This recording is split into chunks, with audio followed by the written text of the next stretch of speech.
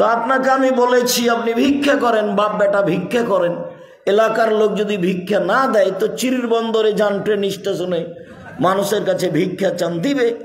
আপনি ছেলের শ্বশুরের কাছে টাকা চাইলেন কিভাবে? এটা হয় কি করে? ভিক্ষা করে খাওয়া ভালো। কেন? ভিক্ষা করা টাকা দিয়ে চাউল কিনে ভাত খেয়ে ইবাদত কবুল হবে। ভিক্ষা করা টাকা দিয়ে চাউল কিনে ভাত খেয়ে ইবাদত কবুল হবে। যৌতুকের টাকা দিয়ে চাউল কিনে ভাত খেয়ে ইবাদত কবুল হবে না। যৌতুকের টাকা দিয়ে চাউল কিনে ভাত খেয়ে ইবাদত কবুল হবে না। এই যে বললাম, কিয়ামত পর্যন্ত কোনো মায়ের বেটা এভাবে উল্টে ধরতে পারবে না। যেভাবে বলছি সেভাবেই থাকবে। আজ থেকে নিয়ে দিনাজপুরে প্রায় 30 থেকে 32 বছর আগে বক্তব্য দিতে এসেছি। তখনও কোরআন মাজিদ খুলে বলেছি যে কোরআন মাজিদের শেষে লেখা আছে দোয়া ও খাতমিল কোরআন। এটা নবীর দোয়া নয়, কোরআন খতমের দোয়া। এটা নবীর দোয়া না, এটা মানুষের বানানো। তারপরে 1 পৃষ্ঠা দেওয়া আছে, একটা বাক্য আল্লাহর নবীর নয়, মানুষের বানানো দোয়া। তাতে আমি বলেছি কিয়ামত পর্যন্ত সময় থাকলো, যেদিন এই দোয়া নবীর দোয়া বলে প্রমাণ হয়ে যাবে, সেই দিন আমি আব্দুর রাজ্জাক বিন ইউসুফ অন্তত জাতির সামনে বক্তব্য দিতে আসবো না। 90 সাল থেকে বলছি, এখন চলছে 2024। অনুমান কতদিন থেকে? প্রায় 34 বছর থেকে বলছি।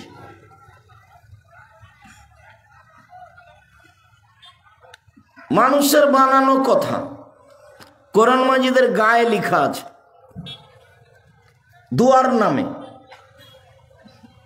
তো যৌতুকের টাকা দিয়ে চাউল কিনে ভাত খেয়ে ইবাদত কবুল হবে না, এই কথা 30 বছর থেকে বলছি। এখন পর্যন্ত এইভাবে ধরার কোনো পথ নেই।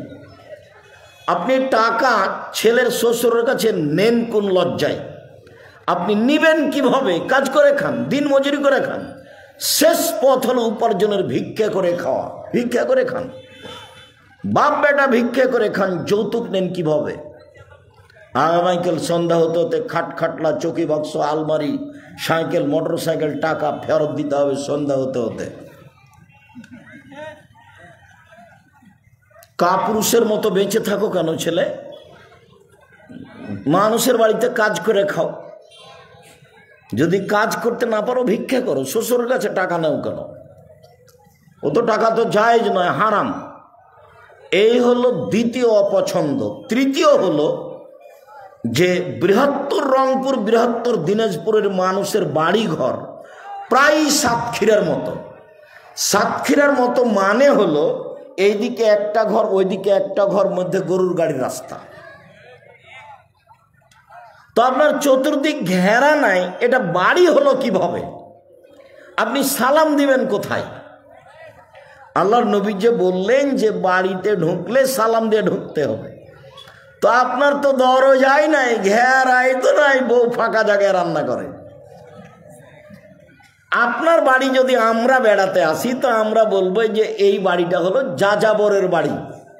ট্রেন স্টেশনে যেমন মানুষ থাকে আমরা সেভাবেই থাকবো। আপনার বাড়িটাকে এখন আমরা বাড়ি বলে হিসাব করতে পারিনি। ধনী মানুষ হলে ইট দিয়ে ঘেরে রাখবে, চতুর্দিকে দরজা একটা থাকবে। গরিব মানুষ হলে চটছালা দিয়ে ঘেরে রাখবে, দরজা একটা থাকবে। গরিব মানুষ দরজাতে এভাবে একটা চট ঝুলানো আছে।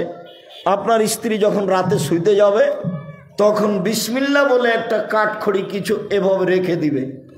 সকাল পর্যন্ত এই দরজা দিয়ে, যেখানে দরজা নেই এমনি একটা পর্দা ঝুলছে, এইখান দিয়ে কোনো শয়তান প্রবেশ করতে পারবে না, এ কথা মুহাম্মদ সাল্লাল্লাহু আলাইহি সাল্লাম বলেন। তা আপনার দরজাই তো নেই, তা আপনার জীবিকা নির্বাহ পশু প্রাণীর মতো। বুঝেও বুঝে না ওরা অন্তর আছে, বুঝে না। দেখেও দেখে না ওরা চক্ষু আছে, দেখে না। শোনেও শোনে না ওরা কান আছে, শোনে না। উলাইকা কাল আনাম, তারা পশু প্রাণীর মতো, তারা গরু ছাগলের মতো, তারা কুকুর শ্রীগেলের মতো ভালো মাজাল, বরং তার চেয়ে খারাপ। কি জীবিকা নির্বাহ? এটা কি দেখাতে চাচ্ছেন আপনি? কি বোঝাতে চান? আমি বলেছি, আমি যদি কোনো এলাকায় যাই, খুব কষ্ট করে সময়টা বের করতে হয়। ওই এলাকায় অন্তত 10 কিলোমিটার আশেপাশে কোনো মানুষ, পুরুষ মহিলা কেউ বাড়িতে থাকবে না, সবাইকে আসতে হবে। মুসলমান তো আসবেই, হিন্দুকেও আসতে হবে। আমি তার না কিছু উপকার করবই করব। তা আপনি বাড়িতে আছেন, আপনি আমাকে কি দেখাতে চাচ্ছেন? আপনি আসেননি কেন? বিদ্যা দেখাতে চান? ঘুঘরা তুলে দেব। পয়সা দেখাতে চান? ফকির অবস্থায় দেখাতে হবে, কোনো পথ নাই। আমার জীবনে আমি কোনোদিন সেক্রেটারি সভাপতিকে বা মসজিদের সেক্রেটারি সভাপতিকে হিসাব করে একটা বাক্য বলিনি। ওর কাছে আমি কি টাকা নেব? আমি তাকে পাল্টা দিব। একদিনের জন্য আল্লাহ আমাকে কারো মুখাপেক্ষী করে জাতির সামনে নিয়ে আসেনি, 1 ঘন্টার জন্য। এই সেই দিনাজপুর, যে দিনাজপুর থেকে আমি খালি চলে গেছি, পুরো রাস্তা খরচ আমার আছে। এই সেই দিনাজপুর।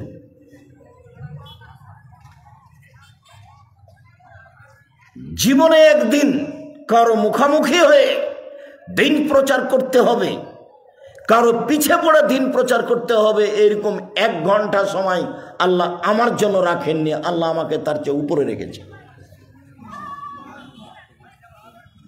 90 সাল থেকে নিয়ে এখন পর্যন্ত আমি কোনোদিন অপ্রয়োজনীয় বাক্য বলিনি। 90 সাল থেকে না আজ পর্যন্ত আমি কোনোদিন কেচ্ছা কাহিনী বলিনি। 90 সাল থেকে না আজ পর্যন্ত আমি কোনো মাঝহাব নিয়ে কথা বলিনি। মাঝহাবের পাতা আমি ছিঁড়ে দিয়েছি। কেউ যদি আমাকে গালি দিয়ে ধুয়ে ছেড়ে দেয়, তবু আমি তার ব্যাপারে মুখ খুলব না। ওই পাতায় আমি পড়ি না। অতএব কোনো এলাকায় গেলে মুসলমান পুরুষ নারী তো আসবেই, হিন্দুকে আসতে হবে, এটা আমার দাবি। আমি তার কিছু না কিছু, হিন্দুর কিছু না কিছু উপকার করবই ইনশাআল্লাহ। যেমন আপনাকে বলে যাচ্ছি, আপনি যদি নিজেকে মানুষ মনে করেন, মুসলিম বা অন্য কিছু নিজেকে মানুষ মনে করেন, তো সন্ধ্যা হতে হতে যৌতুক ফেরত দিতে হবে। ভিক্ষা করে খান, সমস্যা নেই। অপছন্দ কাজ, তবে জায়েজ। ভিক্ষা করা কি অপছন্দ কাজ, তবে জায়েজ। 2টা কাজ আছে দুনিয়াতে, যেটা দিন মজুরি হিসাবে গণ্য, কাজটা জায়েজ। একটা হলো দিন মজুরি করা, একটা হলো চাকরি করা। তো যে দিন মজুরি করে সে সন্ধ্যায় টাকা পায়, আর যে চাকরি করে সে 30 দিন পরে পায়।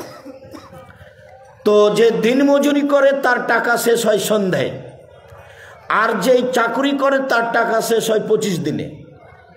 বাকি 5 দিন ধার কর্জ করে চলে, আবার যখন বেতন পায় তখন পরিশোধ করে, এভাবেই চলে যায়। বেতন যতই হোক, মোটামুটি 2টার অবস্থা এরকমই।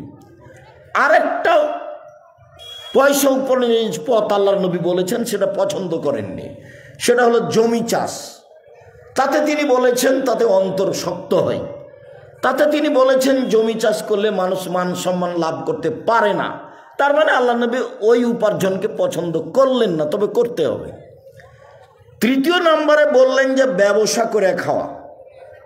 দুনিয়াতে যত বৈধ জিনিসের ব্যবসা আছে, গরু ছাগল, চাউল চাল ডাল, ধান টান, আরো কিছু কাপড় চোপড়, মেশিন টিশিন, যেটাই হোক না কেন, তখন তিনি বলেছেন সত্যবাদী ব্যবসায়ীরা কিয়ামতের মাঠে নবীদের সাথে থাকবেন জান্নাতে। অনেক উপরে চলে গেল।